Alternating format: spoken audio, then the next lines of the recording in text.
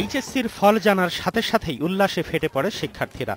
ভালো ফল করা শিক্ষার্থীদের আনন্দ পরিণত হয় উৎসবে। নেচে গেয়ে আর ব্যান্ডের তালে স্মরণীয় করে তোলে তারা নিজেদের এই অর্জনকে। ভালো লাগছে এবং সবার কাছে দোয়া চাই যে আরো খুশি যাতে করতে পারি। অনেক ভয় ছিলাম যে জিপিএ 5 এত কম, কিন্তু আল্লাহর রহমতে এসেছে জিপিএ 5, যেন অনেক বেশি ভালো লাগে। এবছর 10 বোর্ডে মোট পরীক্ষার্থী ছিল 10,61,614 জন।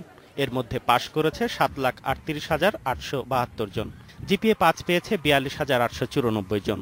জিপিএ 5 পাওয়ার সংখ্যা অনেক কম হওয়ায় অনেকের চোখে ছিল হতাশার কষ্ট।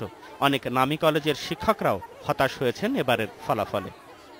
সার্বিক দৃষ্টিকোণ থেকে রাষ্ট্রের যে অবস্থা ছিল, দুর্যোগপূর্ণ অবস্থা, সেগুলি স্টুডেন্টদের জন্য অনেক ক্ষতির কারণ হয়েছে। সেই সময়টাতে দেশে একটা অস্বস্তিকর পরিবেশ বিরাজ করছিল।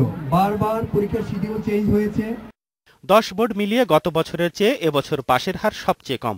এবছর পাশের হার বেশি রাজশাহী বোর্ডে 77.54 আর সবচেয়ে কম যশোর বোর্ডে 46.45। গত বছরের চেয়ে জিপিএ 5 পাওয়া শিক্ষার্থীর সংখ্যা কমেছে প্রায় 28,000। ফলাফলে রাজনৈতিক পরিস্থিতি ও সৃজনশীল প্রশ্নপত্রের প্রভাব পড়েছে বলে জানান শিক্ষামন্ত্রী।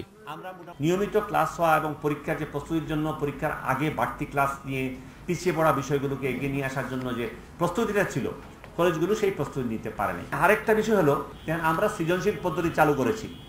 আমাদের হয়তো অনেক ত্রুটি আছে, হয়তো আমাদের প্রস্তুতির অনেক অভাব আছে, হয়তো আমাদের অনেক ভুলও আছে। তবে বিগত কয়েক বছরের তুলনায় গণিত বিজ্ঞানে ভালো করেছে শিক্ষার্থীরা।